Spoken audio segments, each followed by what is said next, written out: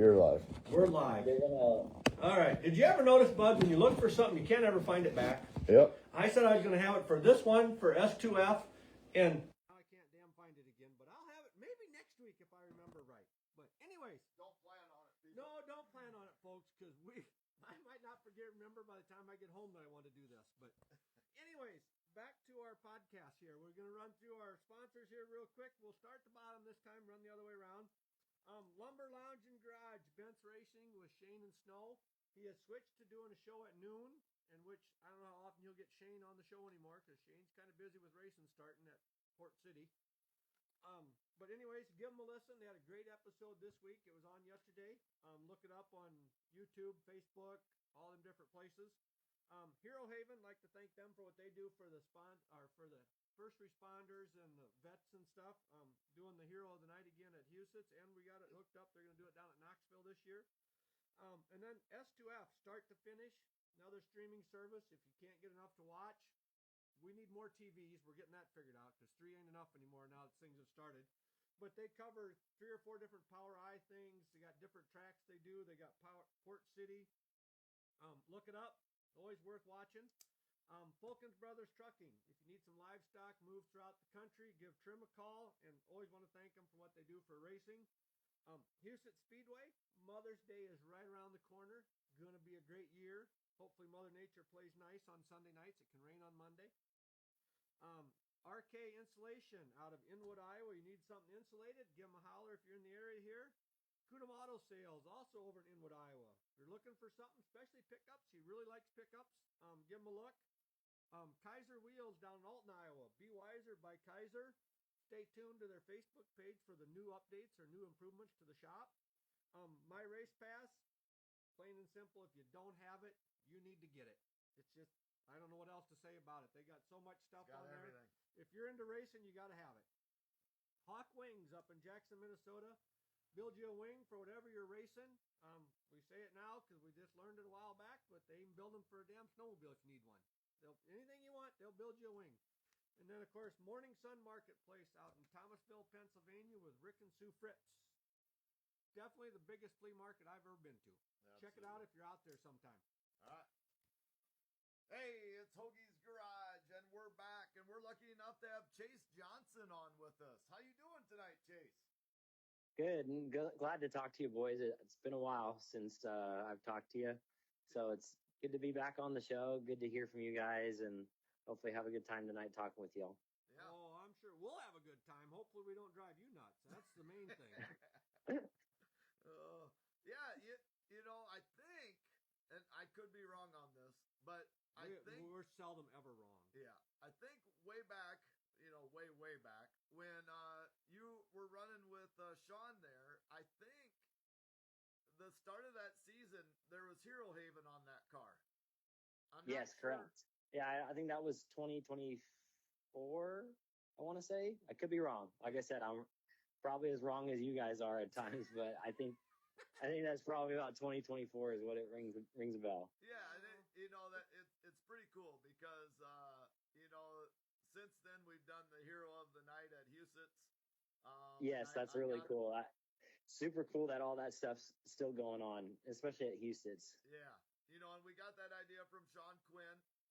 Yeah.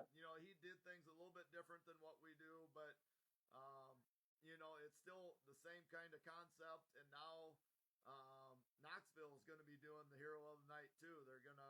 Ned's gonna go down there and give them a shirt, and that they're gonna do Hero of the Night down there also. Several shirts so that the heroes have them each week, but not just one. Even shirt. better. They're not gonna make them share the shirt from week to week. Yep, it's theirs. That's probably good and sanitary. Yeah, and probably gonna need a variety of sizes. Yeah. You put a 2XL on some 100-pound little guy, and that ain't gonna fit real well. Yeah. But hey, I'm just trying to help, bud.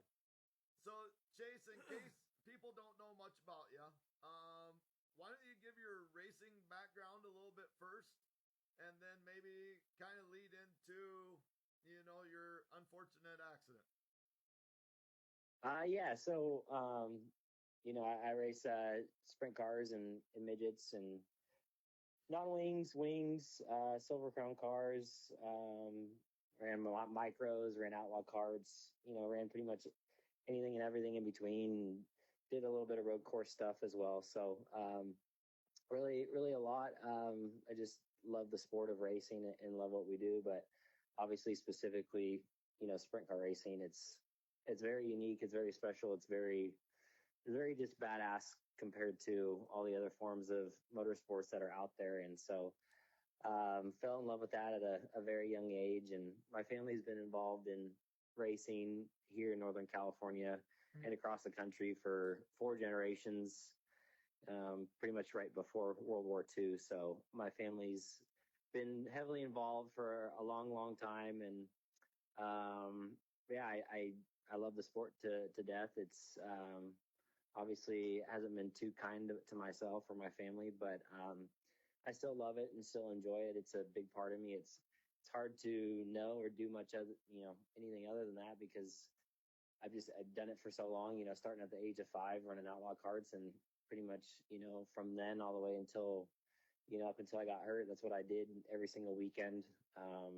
What I did in my free time, and worked on the race cars, and what I did for fun, and what I watched on TV. And, anyone that's involved in our sport knows how much, it consumes you. So, and it still does today. Like I said, after everything, it still consumes me just as much, if not more, now, since I got, a little more open extra time on my hands. But, yeah, and, then leading into the crash when that was the August of 2024, broke my neck, broke my back. But the biggest damage coming from the neck breaks, where the bone actually, touched and bruised the spinal cord. So, that's obviously a big thing to deal with, now labeled as a quadriplegic. There's a lot of stuff that I wasn't all fully aware of before. I've had buddies that are paraplegics with back injuries, and know exactly kind of the lifestyle of, being in the chair, and what that looks like for, like I said, friends and individuals that I didn't know before. But obviously things are different and quite strange now, and living in it is completely different. So still on the road to recovery. It's a very long one, very long. It's, it's an injury that's day by day, but then also an injury that's, year by year at the same time. So it's like I said, it's a lot, still a lot to deal with, but we're doing the best we can and trying to figure out life now, and how to get better, and how to improve, and recovery, and what that looks like. I'm pretty gung-ho on the recovery, and pretty set on getting back, and trying to get as much recovery as possible. And I took my life, and my my work ethic was very high and strong before, and that's really helped me for the recovery that I have had, and what's gotten me to this point. Yeah, I've watched several videos of you, and every time I watch one, I can see how much stronger you're getting. Yeah, it's pretty cool. I obviously, me being in it, and having this day by day, it's hard to sometimes see the progress and improvement. But Yeah. those videos are nice. It's a nice reminder to go back and see. Obviously I know where I was in the hospital, but to know where I first started to get movement, and what that looked like. And then fast forward to now, it's cool to see those videos, because it does help the mental status of, Sure. yeah, seeing where you were and where you are now. I think that goes for anything. Even up and coming racers, or anyone that's even with a job, or and just stuff with even with you guys and your podcast. It's day by day or week by week, you don't really may notice a lot of improvement. Obviously you're working hard, but until you go back and you see where you were and where you are now, it's a kind of a big realization. Yeah. That's with anything in life. Not, you're in a horrible situation, but like you said, our podcast, even if you go back, like if you were in sports in school or something, you look back, you can, everybody's got videos of everything now. So you watch something when you were 7th grade versus when you were a senior, Yep. You don't realize the change till you can go back and watch it. Exactly. And so that's, thank goodness that, for today's day and age with all the technologies like that, because it does, like I said, it does help the mental status and fuels the fire and, puts that extra pep in your step to push yourself and know that, you are pushing yourself and it's working. So Yeah. that helps a lot. Now, I'm not going to lie to you. I probably don't want to go back and watch one of our first 10 episodes or listen to them because it might just be embarrassing to listen to myself. I'm not sure, but yeah. So I got to jump back a little bit here, though, Chase. You mentioned you did some road course racing. What type of cars were you in road course racing then? So, my job is managing a vintage car collection and classic cars. Yep. And so, I would do, everything from some shakedowns and test days to competitive, if you want to call it that, competitive historic racing. That's what I did before. Obviously, you're not out there throwing slide jobs or giving the car 110% like we do in sprint car racing. But so different cars. But one of the main cars I drove was a 1959 Ferrari Testarossa. So a very valuable car, very expensive car, but very cool and unique car too. It's one of my favorite cars. It's got the kind of pontoon fenders, looks a lot like kind of a speed racer car. So when I was growing up, I was a big speed racer fan. So that, initially kind of grabbed my attention, and you're kind of almost, modern day speed racer out there is what it feels like. So is there some long straightaways with that? Like how fast did you get up to in something like that? Yeah, I would run Laguna Seca in Monterey, California, and then also at Sonoma Raceway. So there's some long straightaways. Specifically Monterey will have longer speed straightaways, but between those old cars and I'd also do testing and media stuff for newer cars and McLarens and Polestars, different stuff for different companies. Doing ride-alongs for customers or for customers that had a fancy new McLaren, but didn't want to necessarily take it on the track, but wanted to ride shotgun and see what it felt like. See what your car would do. Yeah, so it's like a wide variety, but I did enjoy the road course stuff. It's from growing up doing what we do on dirt, it's it's very good to kind of experience what other type of forms of racing out there and how different they are. I mean, it's the asphalt and pavement stuff is very, very mellow and calming, and even though you're pushing the car to the limit, it's still, you need to be calm, and it's just like a complete different mentality and mindset. The sprint car is a lot of green flag goes, and you're going 110% every lap, and you're making sure you're getting everything out of the car that you possibly can. And so the road course stuff and pavement stuff's a little bit different on that front, where it's a little bit more getting your rhythm, make good laps, make good, hit your marks, hit your shifts, hit your break points. It's just different, but it's fun. I mean, it's all, I feel like it gives you good experience and made me a better race car driver on, the dirt as well. Yeah. We've raced nothing. We raced motorcycles around when we were kids, and things like that. We raced go-karts, but one time I was over at the car museum at Okoboji, and they got a race simulator there, a nice fancy one, like where the seat moves and you got rear view mirrors and stuff, and you could do it for $5 or something. Well, they put me on a road course, and you mentioned like break points and stuff. I'd just get going on a fairly good, and you'd top a little hill, and all of a sudden there's a corner, and it's like shit. Wait till well, then you hit the brakes. Of course, then you get wheel hop, and you can feel it, and then you were crashed. Yeah. And road course, I always wanted to do a circle track because then I know you go straight, you're going to turn and go left. Yes. But that wasn't what the computer was set up for, so I really sucked on a road course because you need to know the course, or you got to be smart enough to look at the little monitor on the side that shows you where you're at on the course, which I wasn't good enough to do that, but. You probably needed to spend about an hour in that machine, and then you get somewhat comfortable. Yeah, then at least figure out, over this little hill, I got to turn at the bottom of it, and you need to start slowing down as you get to the top of the hill. But the road course stuff is altogether different. Now, I would love to go sit them on them simulators, like you said, for an afternoon even. Yeah, Just take pee breaks and have a pop once in a while, keep going. But exactly. it would be a blast. I always said it's in my lottery dream to have two of them in the garage so we could race There you against go. each other. But You're working at it one day at a time. You'll get there. yeah, well, working ain't gonna get me there. It's a lottery dream because I think that guy told me what that cost, and that was like 10 years ago. Yeah. Some Yeah. outfit from Canada came down and set it up, I believe. And it's a lottery dream. It's not a work till I get there dream. One thing I think you left out in what you're talking about with all your sprint car stuff and everything else is you were very successful. I mean, you were damn good. We really enjoyed watching you race.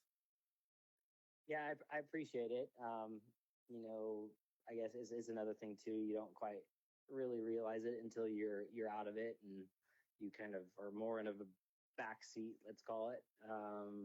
Watching from home and getting to see different people, and obviously your competition and whatnot. So, you don't like I said, you don't notice until you're gone or you're stopped.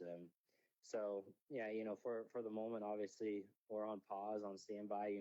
My goal is still to be back in the car, but obviously that'll look a little bit different, but that is my goal, is to get back in the seat of a race car. I won't do it unless I can get myself in and out of the car by myself. So there's a lot of not great safety specific racetracks or venues that are around where we race. So not that I don't think that all the safety guys do an absolute great job, but I'm not about to put my life into somebody else's hands. So getting to that point where you can get in and out of the race car, by myself, and obviously have more leg movement and function where working the pedals are going to be a lot easier and something that I could do without getting fatigued.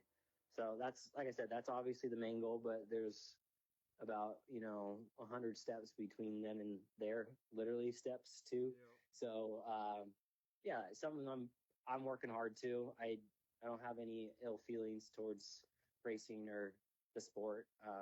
Like I said, I'd like to get back in there, and it's hard because it's what you only know and learn to do, and it's like I say, yeah, it's what I've known and learned to do my whole entire life. So certainly strange not being able to have that.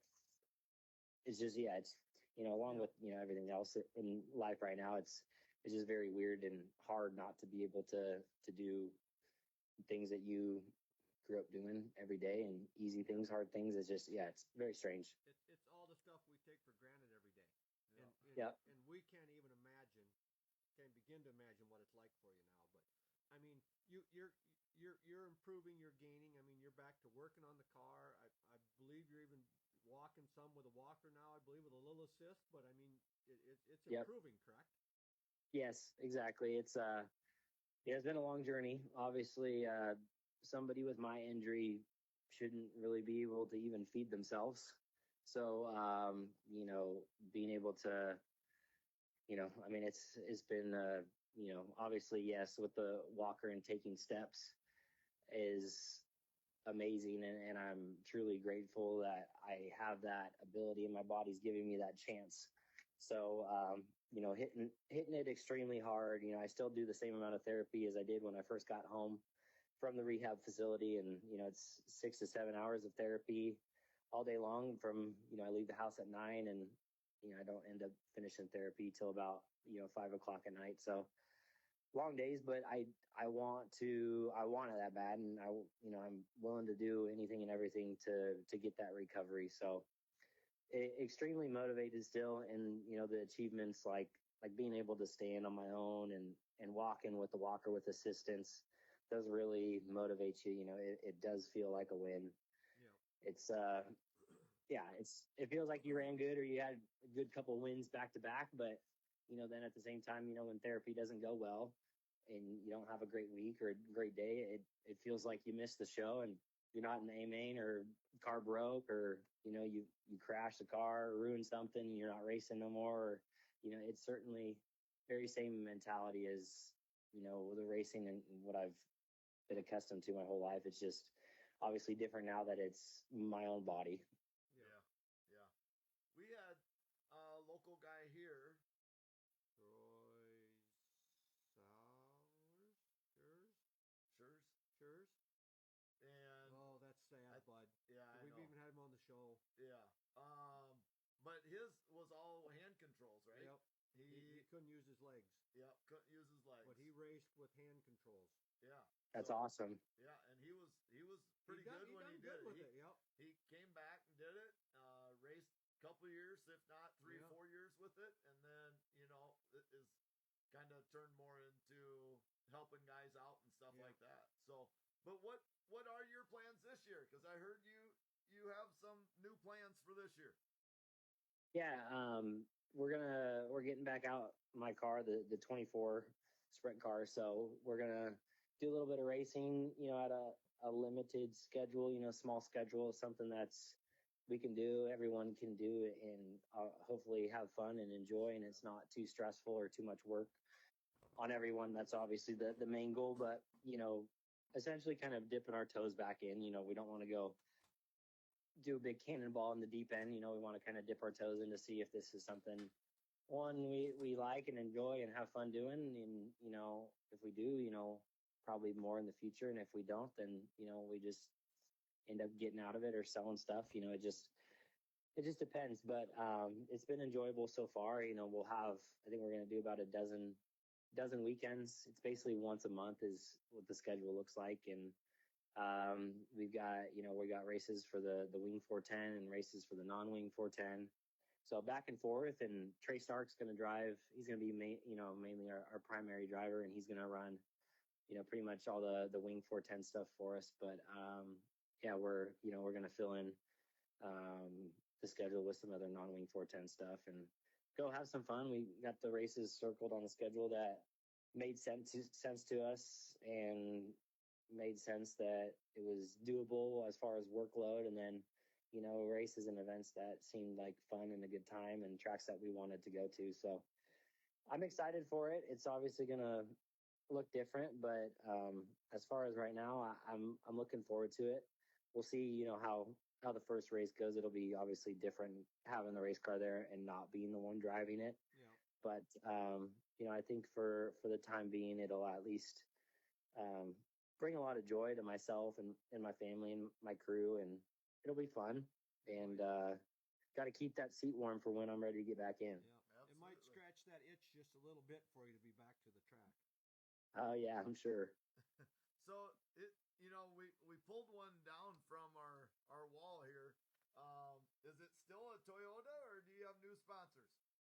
Yeah, no, it's we're gonna be releasing the design actually any minute. So either tonight or tomorrow or the next day, hopefully sometime this week we'll be releasing the car. But yes, it'll look similar. It's still gonna be the red 24 with the Toyota, the Price family Toyota dealerships with Toyota Marin, Toyota Sunnyvale, Walnut Creek, and also Toyota Modesto. So we've got a great group of partners that are along with us, and sponsors and supporters, and a lot of returning sponsors, but also some new people that have come on board. And I'm really looking forward to it. I do enjoy that side of things, the business side of motorsports and what we do and the relationships. And it's certainly, for what we do, it takes a village. We're not made out of money over here, but we have a lot of great partners and supporters that give us the necessities that we need to go out, go to the races and get to the races, but to do it the right way and to do it at a level where we have everything we need to be successful. So it's a lot of great partners and supporters that have stuck behind me through all this, and they're just excited as I am to go back racing. Yeah. You'd have to look really hard to find anybody that's out there doing that racing thing all on their own. Yeah. I don't know if you'd find one anymore. I mean, there was some back in 40 years ago, there'd be a guy throw a car together, go race maybe a little bit locally, but anymore now what it takes, it's a team effort for sure. It is. And I'm blessed to have it, and we've got good people in my corner. Obviously I can't do the work that I did before, and so that's been one of the bigger challenges through this is, before I was at the shop every single day. No matter what the day was, there's obviously always something to be done. And the way we go racing, it takes a lot of work and a lot of energy. It's not, slap the car together on a Wednesday or Thursday night and throw it in the trailer and go racing. It's, for how we do things, we do it right. And it takes a lot of hours. So that's been the hard part is, literally kind of down a man. Now I'm able to do some stuff, but with my level of injury, the hand movement is certainly affected. Like I said, I'm obviously lucky enough to be able to feed myself and use my hands and my arms that way. But, the fine motor stuff, which is a lot to do with the race car, like, bolts and nuts and screws and little kind of fine stuff. I'm able to do some of it, and it's been actually very good and therapeutic to do with my hands, working on the car in the shop, and obviously good for the mental side of things too. But it has helped my hands and the recovery with the fine motor skills. But it's just, like I said, it's just a lot of work. And so, our schedule with it doing, smaller races, that's kind of the main goal is, because the lack of, I was the guy that did everything. And, if we wanted to race, 40 times a year, that just meant more work on my end. And, Sure. I was willing to do that, but I'm not going to throw or, volunteer people for that. And, if they want to, obviously that's where we've ended up, that everyone wants to do it, but, kind of slowly dipping our toes in to make sure workload and everything's good for everybody. It's actually got to be really nice just to go get your hands dirty, I would think.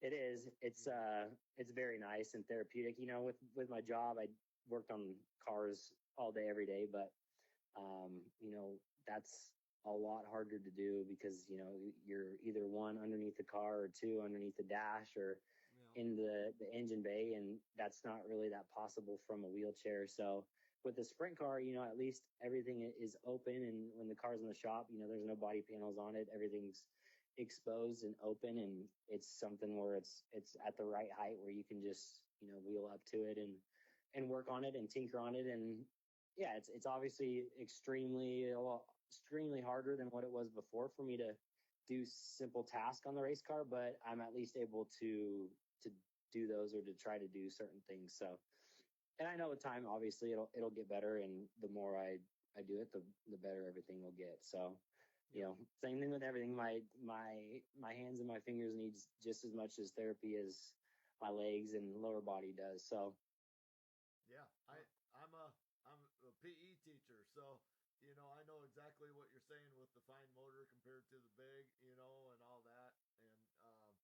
And I could see working on the car being absolutely outstanding for you. So now, Trey Starks, you kind of got a really good name to drive for you. Do you know the races you're currently going to run with Trey? yeah, we've got a schedule. We're also trying to, we had our first race was supposed to be Mini Gold Cup in Chico last weekend, but we did get rained out, and so we're kind of working with Trey to figure out when something makes sense on his end as well to kind of fill in. I think our next scheduled one is in June, so trying to figure out with him where we can fit something in. He's got his deal up in Skagit with his own car. So, he's plenty busy up there in the Northwest, but there is free weekends and opportunities, present themselves as we kind of go through the season with rainouts and whatnot. So yeah, that's something, we're kind of working on, but as far as like the schedule goes, we'll kind of release it, kind of week by week or month by month. Just because we don't want to, the biggest thing, I don't want to overcommit myself or our team or Trey and then not be at those races. Yeah. So the ones that we're obviously going to be at for sure, we'll make sure to announce those. But yeah, I was bummed about Mini Gold Cup in Chico. Not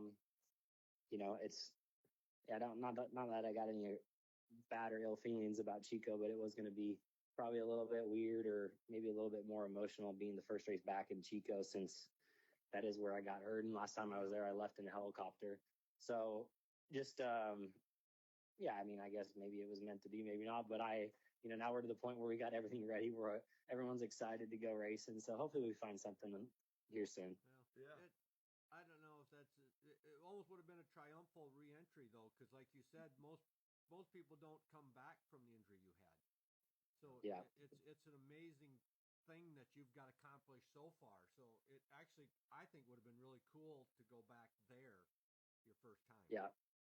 My goal is I do want to get back to Chico, and when the races are over, when a lot of people leave, I do want to go out on the track. And one of my goals is to obviously be able to walk out on the track, but be able to stand. At least now I'm to the point where I can stand by myself, and so Yeah. I do want to be able to kind of go out there with a walker, be able to stand up, where I did leave, and I don't know. I feel like it'd be something good for me mentally, kind of Yeah.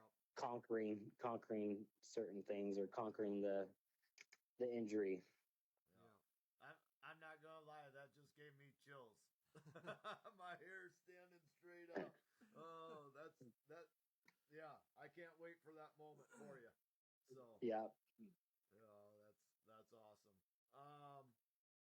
Trying to think, what else do we got, Chase? Anything else you want to cover?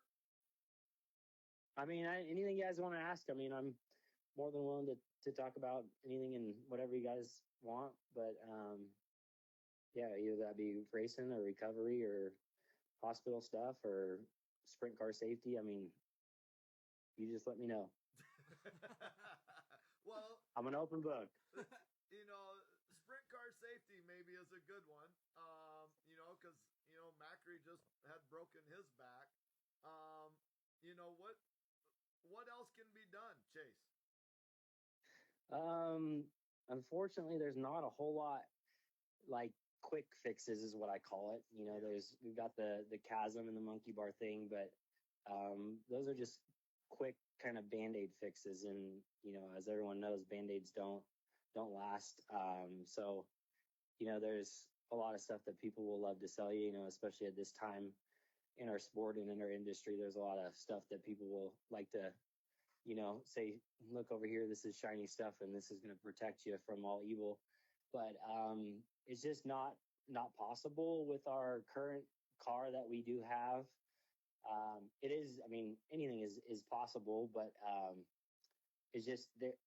I look at it from a couple different standpoints. Is there's, one, how we sit in the car is very unique and different compared to any other type of form of motorsports. We're one of the only type of forms of motorsports that sits, at a 90-degree angle with our feet down on the ground and, sitting like you are at a kitchen table. And when you have that and you do get an impact like mine or Macri's, it's going to go straight to your spine.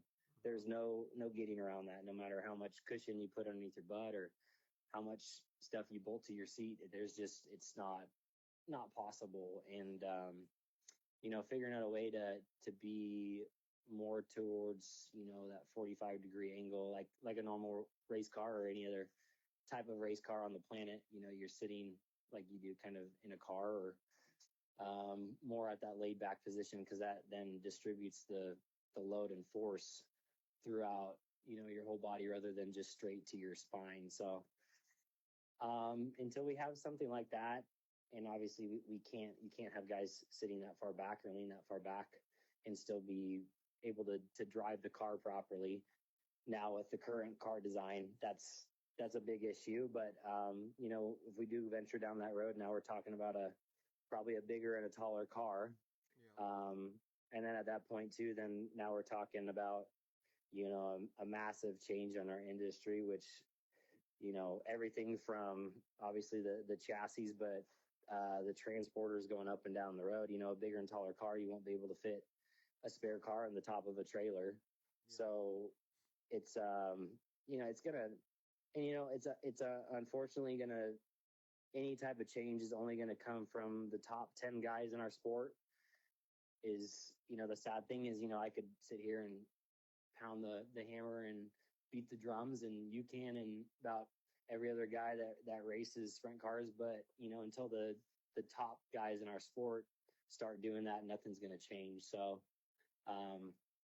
it's every time I watch a wreck, obviously it hits a different part of me now, and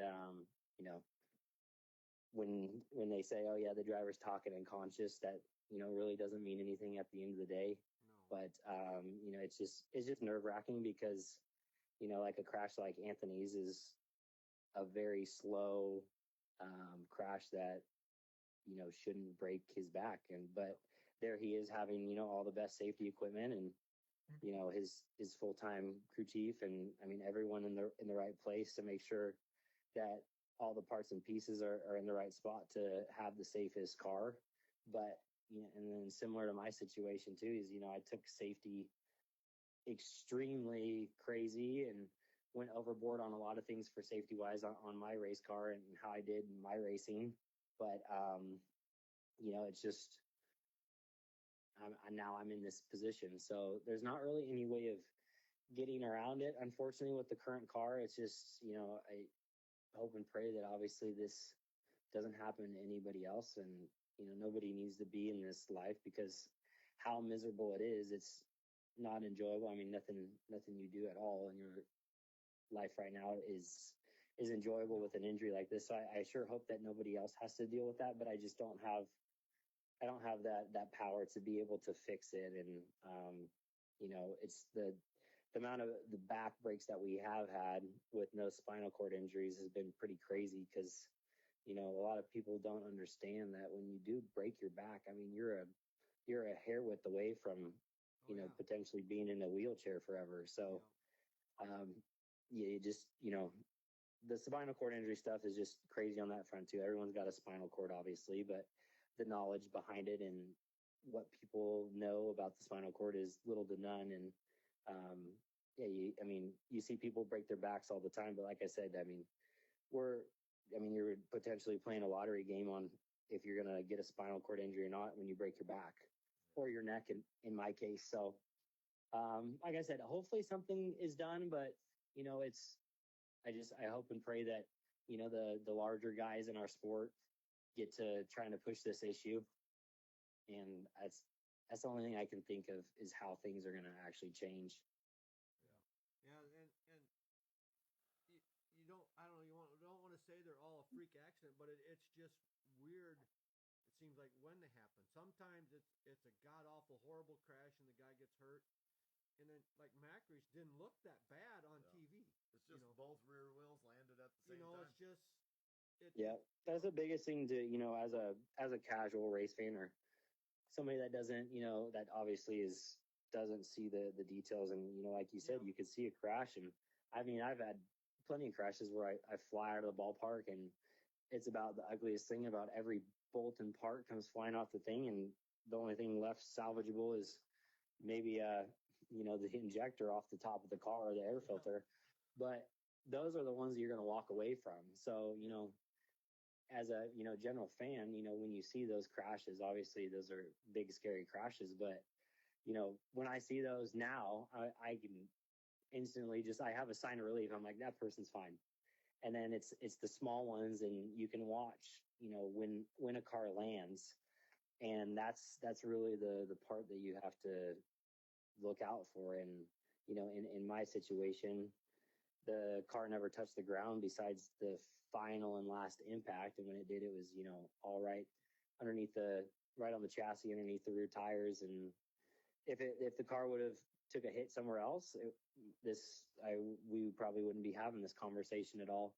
But and same thing with Macri. I mean, Macri took multiple other hits, but the last hit, which was, I mean, extremely slow, but that's what it does when it can just take that little bit, and that slow of movement is all it takes to to break, which is unfortunate. And it's just like when you watch a car flip, it's just like physics obviously, but you're just watching, and how the car lands is going to determine if you're going to get hurt or not, which is unfortunate. Especially as a driver, you're literally just sitting there hoping and praying it's going to hit a certain way and direction to not hurt you. But it's all crazy. That would be my thing, like NASCAR, they have those flaps that come up when they start going backwards, so they're not supposedly supposed to go up in the air. But that would be my thing. Is there anything that could, if the car started rolling, that could pop out from underneath that somehow wouldn't allow it to land on the two tires on the back. Like an airbag. You know, Or something comes out from underneath that makes it roll to the side rather than allowing it to land on both tires. But Yeah, anything you can do to really let it not hit the frame rails. Yeah. But yeah, it's unfortunate. You know, I've also thought about ideas of, you know, cars about 10 years ago had slip tubes. And, you know, even if you have some type of, you know, cockpit separated chassis where, you know, the whole cockpit of the car can move and take an impact, I think that would be a step in the right direction. Now, I don't know, I'm not an engineer. I can't tell you, you know, how to do that with the car to make that happen, or inside the chassis, or what that looks like. But, you know, even something like that with the current car design, I mean, you're still talking about, I mean, thousands of dollars of just to, you know, do that to a normal car, if you even could, or if everyone's going to have to get brand new chassis. And then, you know, then at that point you look at, okay, well, who can afford all brand new chassis? And, you know, when is this rule going to get implemented? And are we going to implement it, you know, next year? Is this going to be 2030? Or, you know, then, you know, all the chassis manufacturers are going to have to change their jig, and the same jig that they've had for, you know, the last 40 to 50 years. It's, you know, it's none of it's going to be financially stable, or you know, like I said, it's just, there's so many moving parts in our industry that it's going to be hard to do. And it's, you know, it's not like we're in the NASCAR Cup Series where you've got 40 teams and they're all pretty well off, where you can implement a big change like that. Sure. It's just, yeah, it'll be hard. I mean, I really hope that we get somewhere in our industry for this an improvement. Like I said, I don't want anyone living this miserable life, but, you know, just, yeah, it's going to take a lot. I hope we do get there, and I hope nobody else gets hurt. Yeah. See, I'm going to share this, and I'll have the facts of it all wrong, because it's been a couple of years ago now, or 3 years. I don't know anymore, because all time flies so fast. But my brother-in-law, he's a little bit like me. Now, I don't do well with needles. Sometimes I take a nap when I get shots. Sometimes I don't. But, you know, anyways, he don't do well with blood. So he's at work, and he slices open his finger or something, I believe. So the secretary at work puts him in the car. They're going to take him to get it stitched up.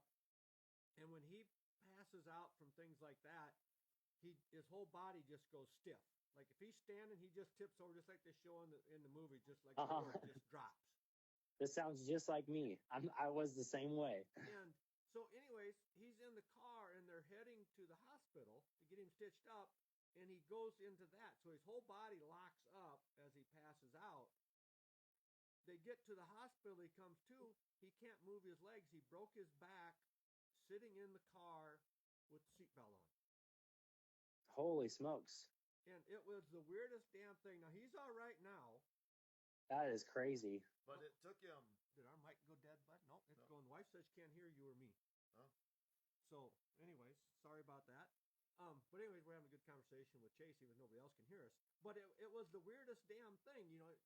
Like we were saying, you know, like the accidents on the track, you just don't know what's going to cause it or how it's going to happen. But he's literally sitting in the car, and he broke his back when he seized up, you could say. That is crazy. Yeah. Now, that's crazy. He's fine now, but he spent quite a while in a wheelchair doing the therapy thing and all that to get back. But wow, it's just, it's one of the things that I just don't understand. Yeah. And it's just like we talk about. I mean, everyone's got a spinal cord, but the knowledge that, you know, the general population has is small to few. And I mean, even doctors and medical professionals it's small and in between of, you know, who knows what, and the information out there. And yeah, like even like that, you're so close, more closer than anyone thinks, of getting into the spinal cord. And yeah, it happens a lot easier than people realize or think or want to think too. Yeah. Just to finish on a couple good things, what is your favorite win or most memorable moment that you've had? That's a hard one. You know, I feel like kind of goes back is one of the most memorable ones is when I finally broke through and got my first NARC win. I think that was back in 2017 or 2016. It was something where I was running 410s and made the jump to 410s and was running for Sean Thomas and got a ride in 410s, which is where I wanted to be. And, you know, I think it took a year, maybe 2 years to get to that point, to get a win. And I remember, you know, having the, you know, biggest relief. And, you know, it's true when people say, you know, after the first one, everything comes a lot easier, because it is true. But yeah, those ones, and, you know, there's so many good ones. And one thing I did love is getting car owners and teams their first win. So I drove for a lot of teams and car owners that had never won before, and to get them their first win, and or sponsors even, you know, to share that moment with them and to see their excitement is something I definitely do miss, because it is a huge team effort on what we do. And, you know, to essentially kind of lead that charge and be the guy to get the job done and to share that moment with everybody is very cool and special. So I just got to point out, earlier in the show, I said Sean Quinn. So you just said Sean Thomas. Sean Thomas went from California. He's the one now in Pella. He's the one Correct. that had the Mario Kart, Yeah, Mario Andretti car. and stuff. And then after that, that's where Sean Quinn kind of came in after Sean Thomas, right? But it was both Sean's. Yeah, a couple of years later, I think Okay. the last year I drove for Sean was 2020, and I think I started driving for Sean Quinn in 2022. Could be messing up my years, No. but I think that sounds about right. But yeah, Sean lives out there with you guys in Pella, Iowa, and I actually get to see him every once in a while. And he does business out here in California, so when he's out here, I get to see him. He helps me with a couple different projects that I have on the vintage cars. So yeah, I still get to see him quite often. But he's enjoying his life out there in Iowa, and yeah, right there with you guys all, and close to Knoxville. Yep. Yeah. He's, We spent a couple hours with him one afternoon. Oh, at his he shed, was hilarious. and that was not enough time. No. So yeah. It's more like a day or two, I think, you could spend with him and learn stuff as you Oh go. yeah, oh, that was fun. plenty Yeah. of time to, you know, he's got a lot of knowledge, and, you know, it always amazes me how much knowledge he can store in his brain. I mean, my brain is not that big. Yeah. My room for storage he's got a big whatever they call it, you know, megabytes or gigabytes, you know, Yeah. up there. Definitely a lot more than I am, for sure. I got a For great sure. big head, and there's nothing in there because we it's horrible what me and Bud can't remember. Yeah, I can't remember a damn thing. So But anyways, I just want to say the wife said it's better now. Okay. So hopefully it was on her end. But if the whole live thing is bad, the podcast podcast part will is go out. recording. So the Yeah. podcast will have it all. You just have to go to the podcast, folks, if the live part has not been but working. they don't care if they can hear me or you. No, anyhow. pretty It's much about not. Chase, so. We just say something stupid once in a while that they can laugh at us. Well, Chase, we sure hope this new challenge for you goes well. We keep, you know, praying the best for you, that every day you keep getting a little bit better, and, you know, we just truly wish you the best. Yeah, no, I appreciate it very much. If, you know, we can get, you know, 1% or 0.1% better each day, you know, we'll get there. So like I said, continue to hitting it hard, and I appreciate it. And, you know, a lot of people still continue to pray and send good thoughts and reach out, and it's, you know, prayers work. So that's for sure. So, you know, I don't know exactly the Lord's plan of what exactly is going on in my life right now, but I know there's a plan and a reason essentially for what's going on. And yeah, I'm looking forward to more recovery, and I'm very determined to not stop and continue to give it my full effort and attention. Not understand always what the Lord wants.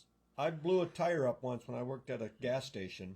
That's part of the reason why his head's so big. Well, I always say that's why my brain cells ran down the floor drain at the shop. That's my excuse. But That'll happen. Oh, I shouldn't have. You can't get hit that hard in the head. I don't think you're supposed to survive that because it literally, I broke my cheekbone and my nose and my like 4 skull fractures, but it picked That's me a good up one. and threw me over a bench into a window. Was it a grain tire? What It's was it? Just a front tractor tire, a little one, Okay. and it blew up when I picked it up. So the good Lord's got a plan for me.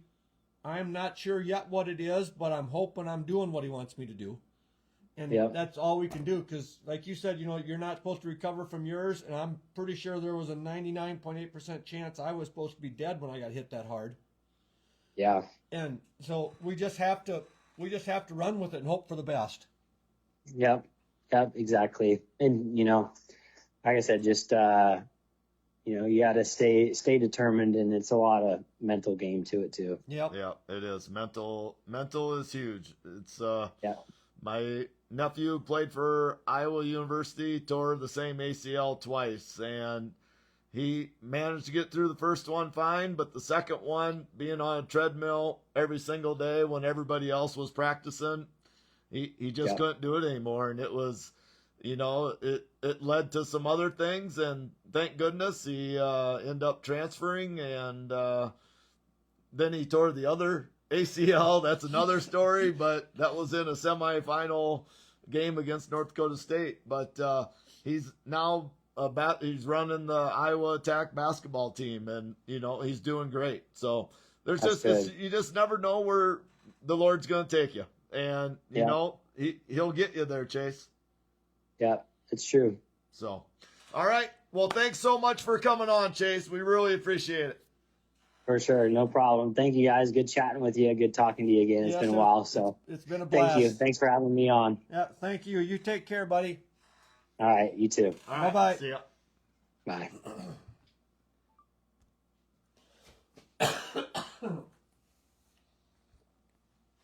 Well, hopefully the whole thing wasn't a bust. Maybe you can comment in the thing or make a note.